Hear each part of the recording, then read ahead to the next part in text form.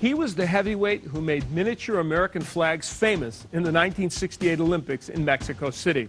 With a fighting style modeled on Sonny Liston's short steps and left jab, he followed in the rather large footsteps of fellow gold medalists named Patterson, Frazier, and Clay.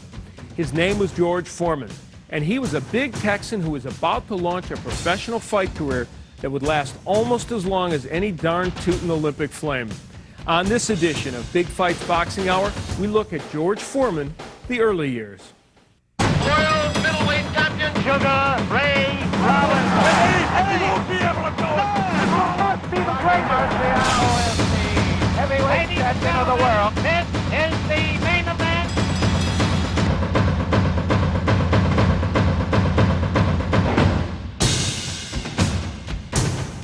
Hi, everybody. I'm Al Bernstein, and welcome to Big Fights Boxing Hour. This time around, we're focusing on the early years of heavyweight champion George Foreman. Marshall, Texas is the birthplace of George Foreman, the man. There is no dispute about that. His age, well, that's another story. Some say he arrived in 1949, while others say 1948. 1,200 miles due south of Marshall lies Mexico City, the site of the 1968 Olympics. It was at those Olympic Games, in that high-altitude Ciudad Grande, that George Foreman, heavyweight champion, was born. He would be born yet again as the Reverend George Foreman, but that's for another edition of Big Fights Boxing Hour. Perhaps a Sunday morning one. But now, to Foreman the Olympian. George survived the early rounds of the 1968 Games and made it to the gold medal round against Russian heavyweight Ioannis Shapoulis. He worked as a minor and tipped the scales at 220 pounds. It was a classic USA versus Soviet Union matchup. So let's go to Mexico City in the summer of 1968 to see a young, maybe 19-year-old George Foreman going for the gold medal. The fighters move out for round one, fighting for the gold medal here in the 19th Olympiad. Foreman is 19 years old, 6 feet 3.5 inches tall. He is from Pleasantville, California, where he works as an instructor in a Job Corps center. This has to be the highlight of George's life as he goes right after the Russian Ioannis Shapoulis.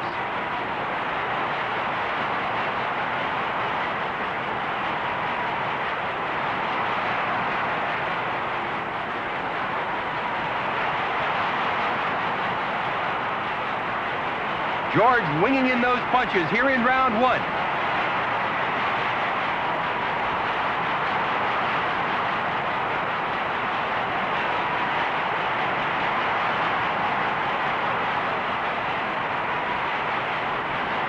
Foreman will try to follow in the road taken by Joe Frazier, United States heavyweight who won the Olympic gold medal in 1964, and then turned professional and went on to capture the heavyweight championship of the world.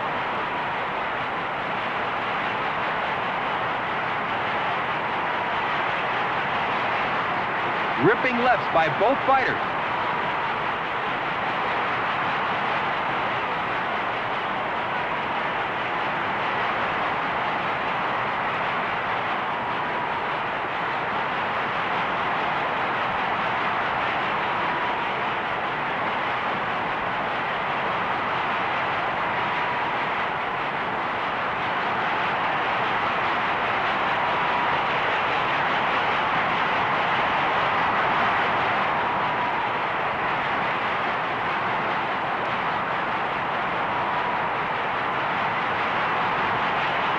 It's all action here in round one as George Foreman is going for a knockout.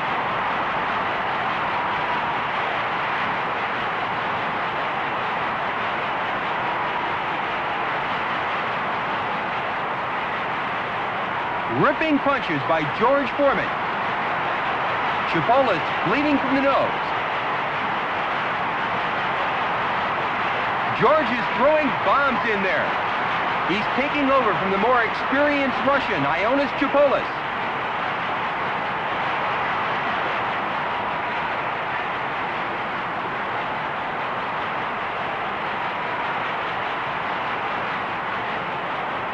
A marvelous first round for George Foreman. The Russian looks like he's in trouble.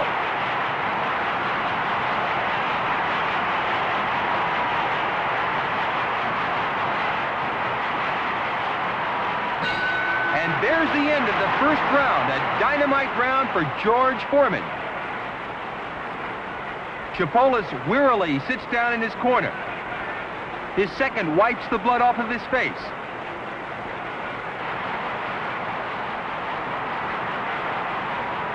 George going right to work here at the beginning of the second round.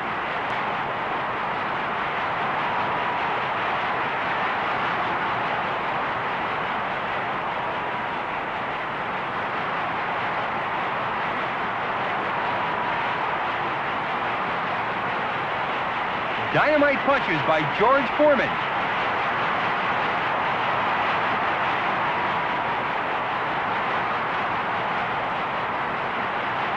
Oh, a crisp left by George. Foreman is all over the Russian. A standing count by the referee.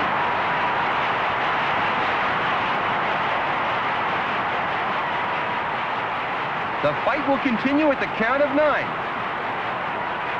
Chipolis looks in very bad shape. George is going after the Russian.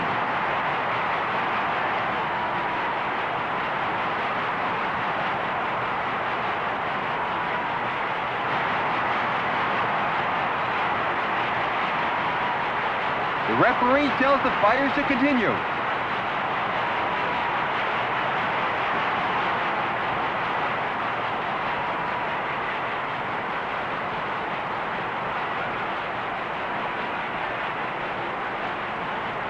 The referee warns George for holding and hitting.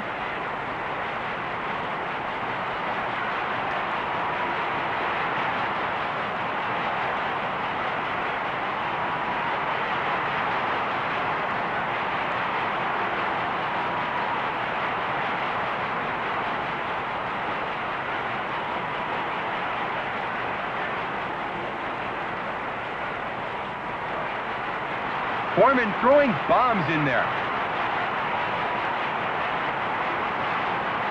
Ripping punches by George Foreman. He's all over the Russian. Chipolis looks all through.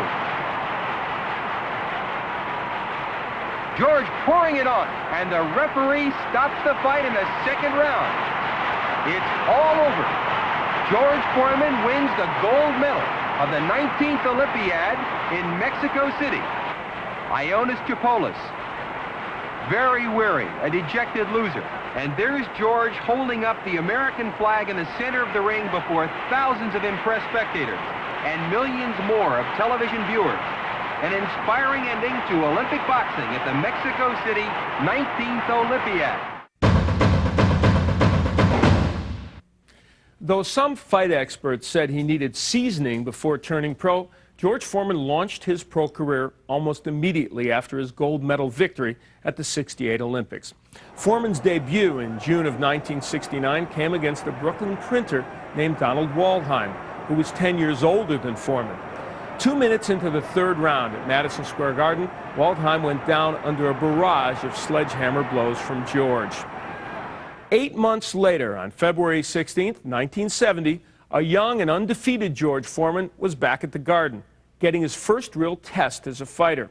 The main event that night featured Joe Frazier's defeat of Jimmy Ellis for the heavyweight title that had been stripped from Muhammad Ali. The undercard featured the raw, hard-punching Foreman, who was 15-0 with 13 knockouts. Foreman's opponent was the Argentine bull Gregorio Peralta, a veteran of 85 fights and the former South American heavyweight champion. Peralta had launched his career some 14 years earlier when Foreman was a young hoodlum on the streets of Houston. Foreman had been criticized in previous bouts for throwing wide, wild blows.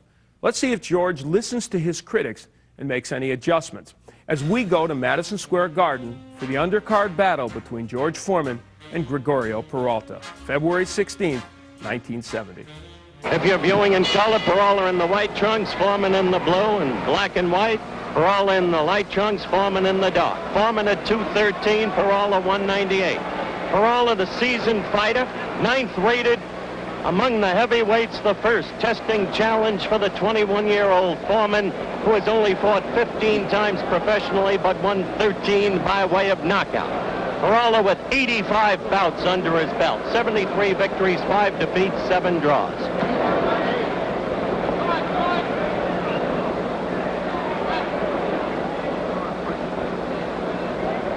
Peralta will use his experience trying to stay away from the bigger, stronger, younger man. Foreman with a left that is like a lamppost.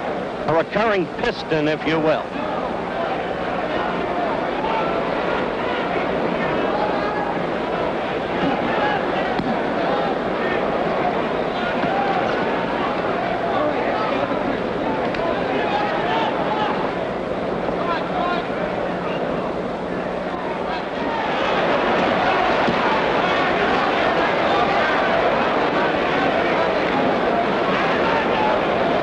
White trunks, Foreman blue.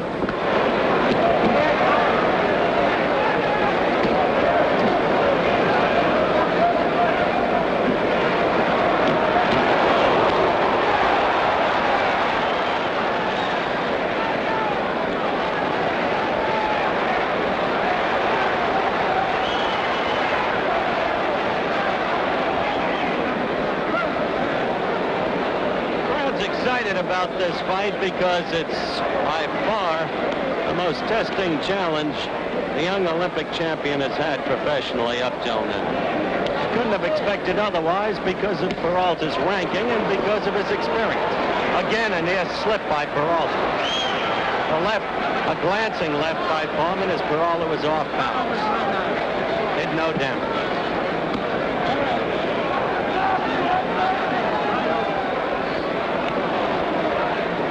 Some blood over Foreman's right eye. It appears to be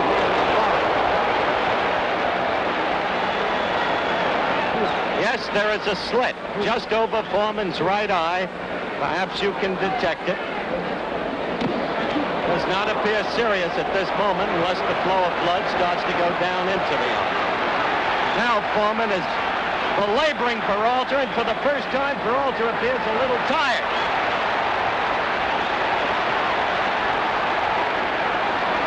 Just 10 seconds left in round 5 with Peralta fighting back, but obviously tired.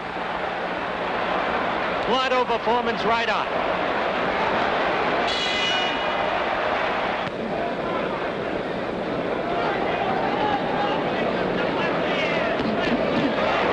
Good combination by Foreman.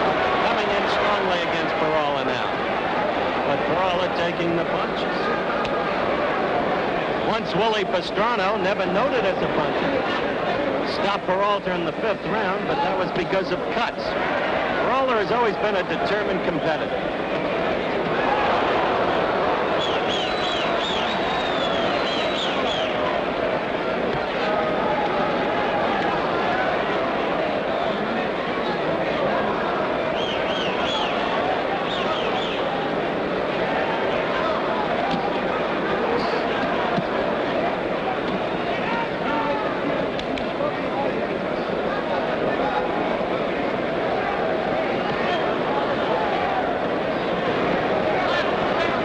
When Big Fights Boxing Hour returns, we'll have the conclusion of the heavyweight tussle between George Foreman and Gregorio Peralta.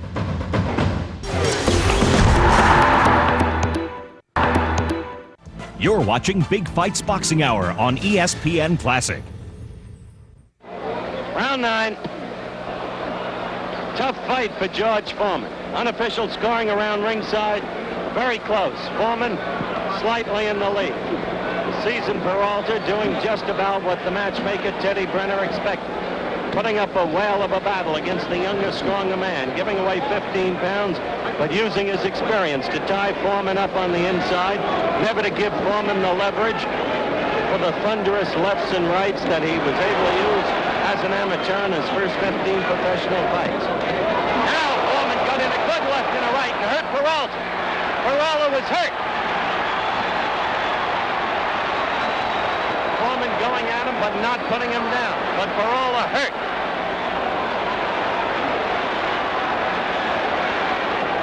Peralta going on all his guile, trying to tie Foreman up inside. Foreman pushing him off.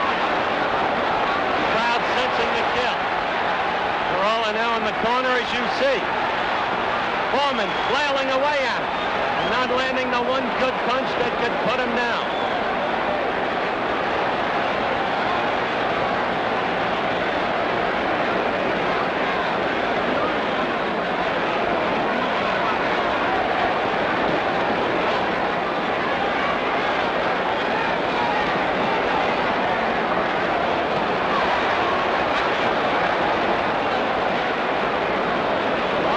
Truth, it's a tired George Foreman, and his punches don't have the power that they had earlier, and he just can't put Perola down.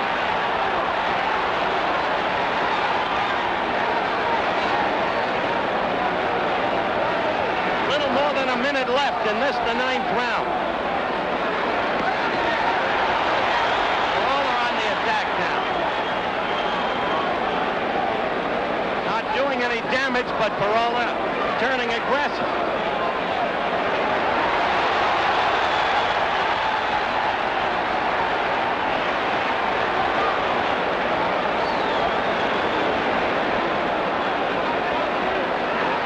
This is what I meant by Perola being a dogged competitor. It was a good left by Foreman, but Perola right in there, and a good right too.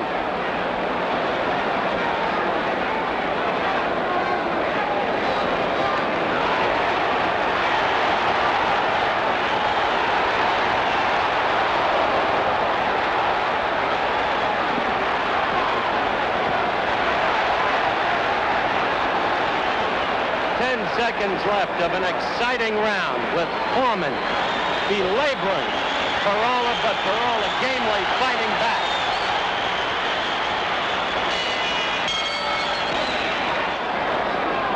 The only sign of blood in the fight was Foreman's blood. The crowd yells as Perola lands a right. And Perola attempts to buffet Foreman with a couple of more rights. Foreman's blood above the right eye. A minor slit. Never amounted to anything up to this point. Best round in the fight for Foreman, the 9th round. The one just over, we're in the 10th. We have about 2 minutes left in the fight. Scoring on a round system, supplemental point system if the rounds are even.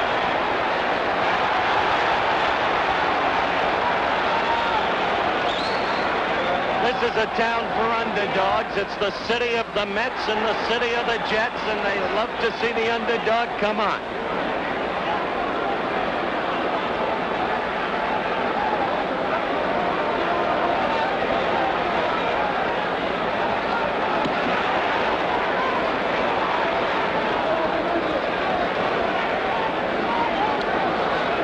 Foreman looks really tired to this report. Really tired.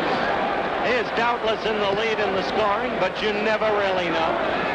The fight is not that widely disparate.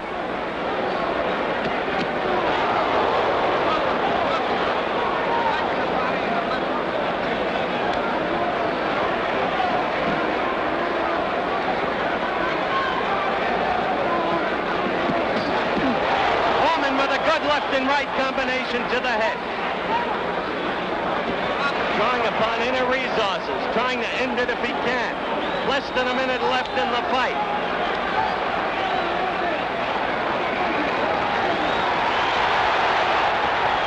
That, in fairness to Foreman, he was off balance. He was not hit. He was not hurt. Crowd yelling because of their feeling for the underdog. This has been one whale of a 10-rounder, even before the heavyweight championship fight.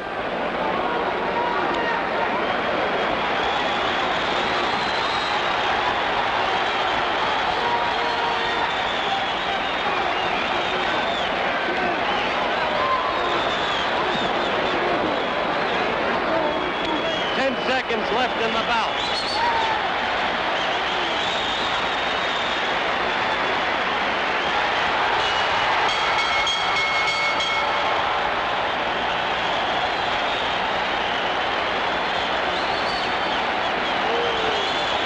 The referee and the judges have rendered their decision. Now Johnny Addy. Tony Castellano, 5-4, 1 even, Foreman.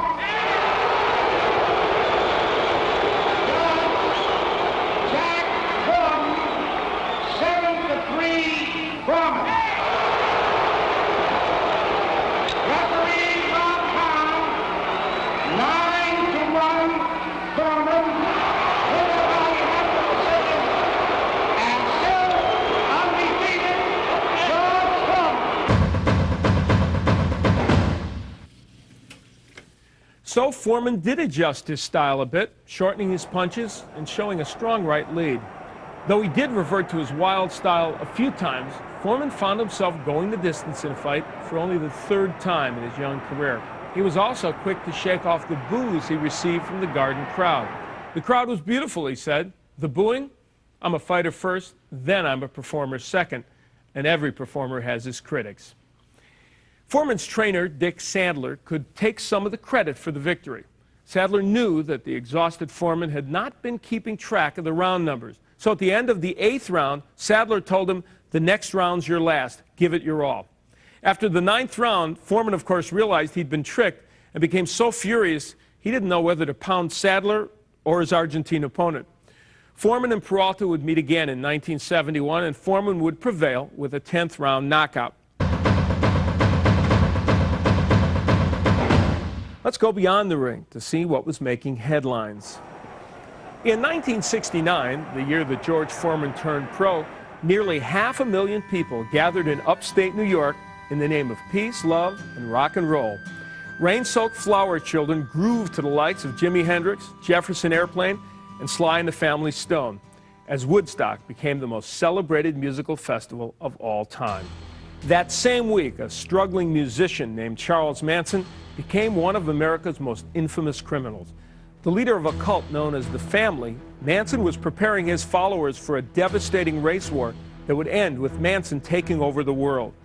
Manson sent his disciples to seek revenge on a record producer who had rejected him. Though the producer wasn't home, Manson's henchmen murdered 5 people who were there, including starlet Sharon Tate, the pregnant wife of film director Roman Polanski. The next night, Manson's followers killed 2 more people. The murders were marked by multiple stab wounds and obscure messages written on the walls in blood. The most famous one, Helter Skelter, the title of a song by the Beatles. The Tate LaBianca murders, as they came to be known, may have gone unpunished had cult member Susan Atkins not told her story later that year while in jail on prostitution charges. Manson and his cohorts were found guilty and received the death penalty, but their sentences were commuted to life in prison when the state of California abolished capital punishment. After lighting up the Madison Square Garden undercards for a few years, George Foreman finally got his first main event bout at the Garden on August 4th, 1970.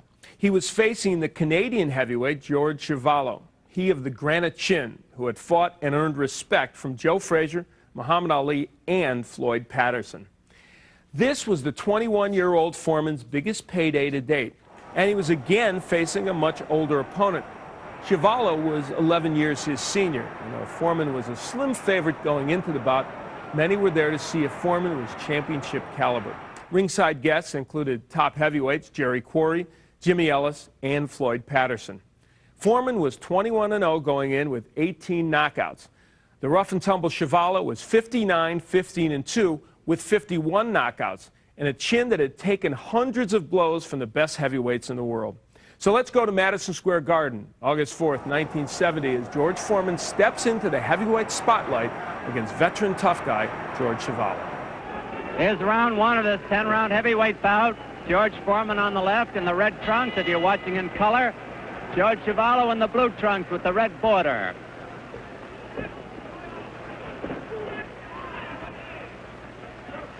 Arthur McCanty, the referee. They're wearing 8-ounce gloves. The count will continue at the bell. If a man is floored, he must take a mandatory 8 count. And if a man is floored and 3 times in a round, he is considered knocked out. Now, it's going to be very hard for Chuvalo to stay away from that hard left jab, and it is a hard left jab that Foreman has. It just got in there. And again. Chuvalo's best is his left hook, and he got that in twice to the body. And McCanty is telling the boys not to get too rough. Imagine that.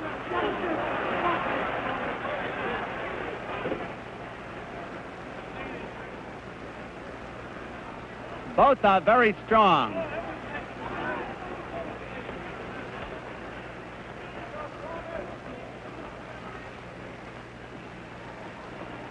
It isn't often you see Chuvalo using a left jab. Maybe they taught him something.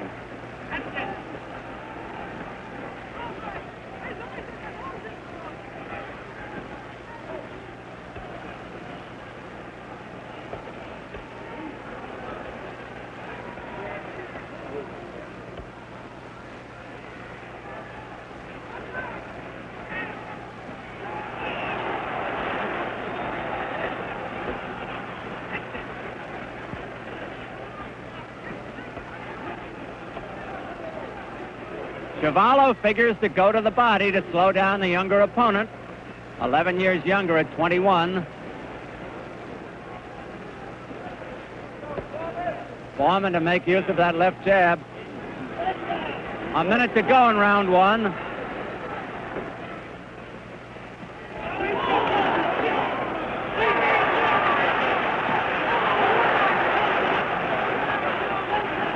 Foreman is keeping Cavallo off balance.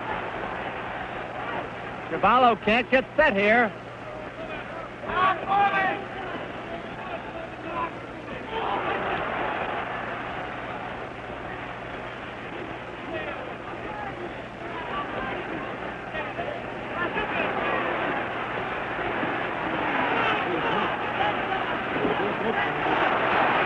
Good right hand by Cavallo.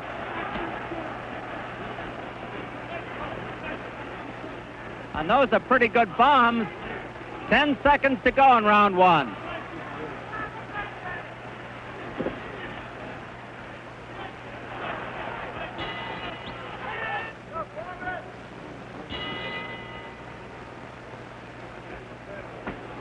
Round two at Madison Square Garden. The first round was a big one for Foreman. Cavallo must hope that he'll punch himself out.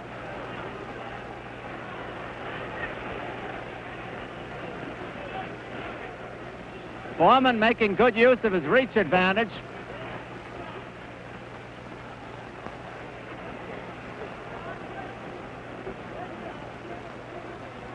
He's giving Cavallo no rest.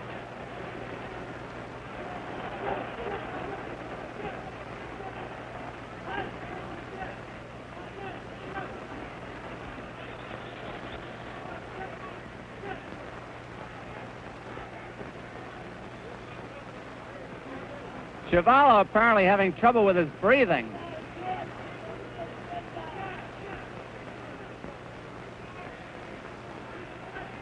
Two minutes left in this round.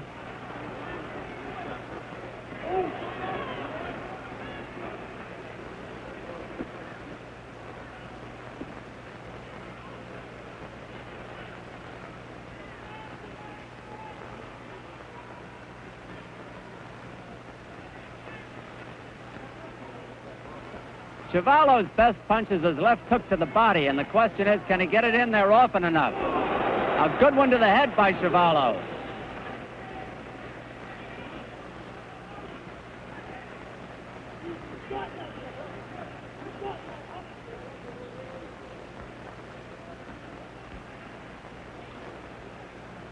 Cavallo a little bit puffy around the left eye.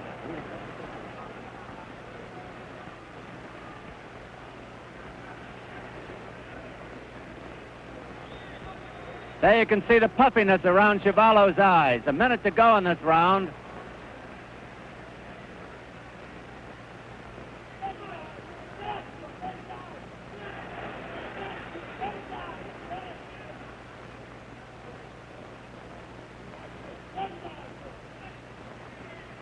Time has to be on Cavallo's side. The first two rounds aren't. That is an angry mouse under the left eye of Cavallo.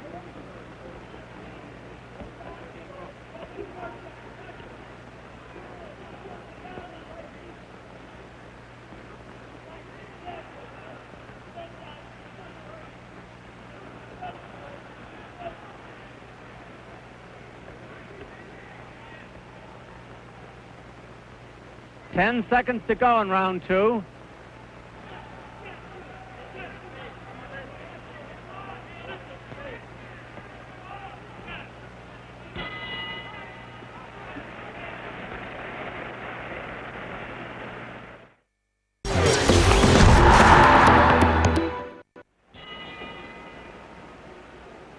Round 3 at Madison Square Garden. George Foreman in the red trunks. George Chuvalo in the blue trunks. Foreman's the taller of the two by about 3 inches.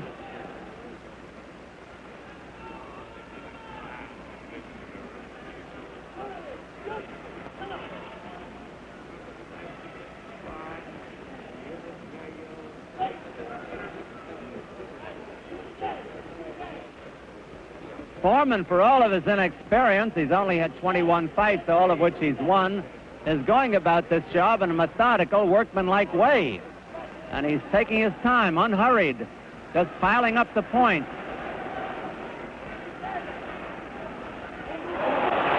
Chuvalo staggered. Chuvalo has never been off his feet. 2 minutes left in the round.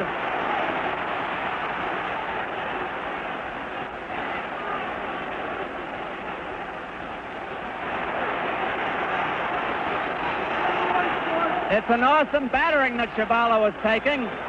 He is now spitting blood.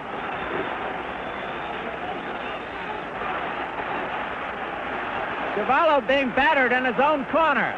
And Irving Ungerman, his manager, is asking the referee to stop it. He's climbing into the ring. The referee hasn't heard him.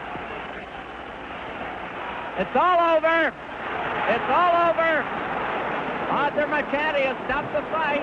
A devastating third-round knockout for George Foreman, a young man destined to become heavyweight champion of the world. George Chuvalo was obviously disappointed that referee Arthur McCanty stopped the fight. His first question was, "What are you, nuts?" Some would have thought Chuvalo was the nutty one, as he didn't seem to know what was hitting him. George Foreman's third-round TKO meant that George was only the second heavyweight to have stopped Chuvalo in the Canadian's 14-year career. The other was Joe Frazier, the then champion. The win over Chuvalo was Foreman's 22nd consecutive victory, and his big payday came to $17,500. Chuvalo, the older, more experienced draw, walked away with a nice 50 grand. When asked to compare Foreman with Frazier, Chuvalo said, "Frazier's a sharp puncher. Foreman's more of a clubbing puncher. He's ready for the top fighters." Well, next up on Big Fights Boxing Hour, we'll fast forward to Foreman's 35th fight. He's still undefeated, and he's on his way to face those top fighters. But first, he has to take on a guy from Cleveland named Ted Gulick. George is seen here working out just 3 days prior to his fight with Ted Gulick. But first, let's take a look at George working as a Job Corps instructor, teaching youngsters the finer points of boxing. All right, so step in, slide, hold your hand up. Slide in, boom, slide out, boom, slide in, boom, slide to the side, boom, other side. Like so, all right, try. Don't bounce, you lose energy, let go. So I put my left foot right here, just closer to your head so I don't have to draw back. What good is it going to do me to draw back and get it, right? It's right out here, so I shoot it from here, right here. No emotion, just go. Boom, boom, boom, boom. Shoot it from there. The closer you get, the better for yourself. If it starts from right out here, just turn it. All right? Try that, come on. In the latter half of 1970, George Foreman tore through opponents like a man possessed. Among his victims was Boone Kirkman, whom he knocked out in the second round. Kirkman became famous for breaking his collarbone 5 times in the early 1970s. It is the lightest bone in the body, you know. Foreman followed the Kirkman KO with quick knockouts of Mel Turnbow, Charlie Boston, and Stan Harris. On April 10, 1972, when Foreman stepped in against Ted Gulick at the Forum in Inglewood, California, he did so with an undefeated 34-0 record. Gulick, who was some 25 pounds lighter than the 221-pound Foreman, had turned pro in 1970 and compiled a record of 21-8-1. Some Foreman detractors pointed to fights like this as evidence that manager Dick Sadler was keeping his fighter away from the top heavyweights. So let's see how it goes as we check out George Foreman versus Ted Gulick, April 10th, 1972, from the Forum in Inglewood, California.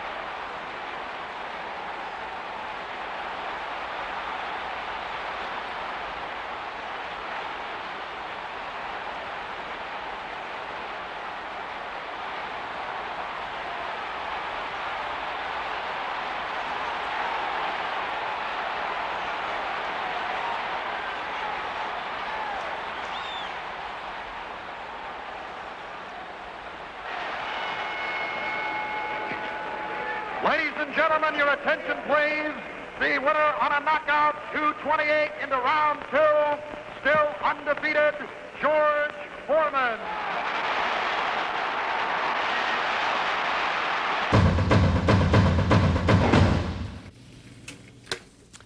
For one round there, Gullick looked pretty good against Foreman. But again, the rising heavyweight contender from Marshall, Texas, made quick work of his opponent.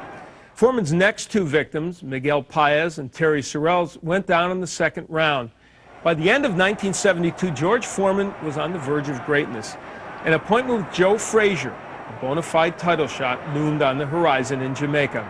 It would come in January of '73, and it would end with George Foreman as the new heavyweight champion of the world. Once Foreman's career shifted into high gear, it was a roller coaster ride that made up one of boxing's most colorful sagas. Retirements would come and go, but George Foreman, puncher, preacher, and Texas rancher, would always seem to be around. And when he was, boxing always seemed a little bit better.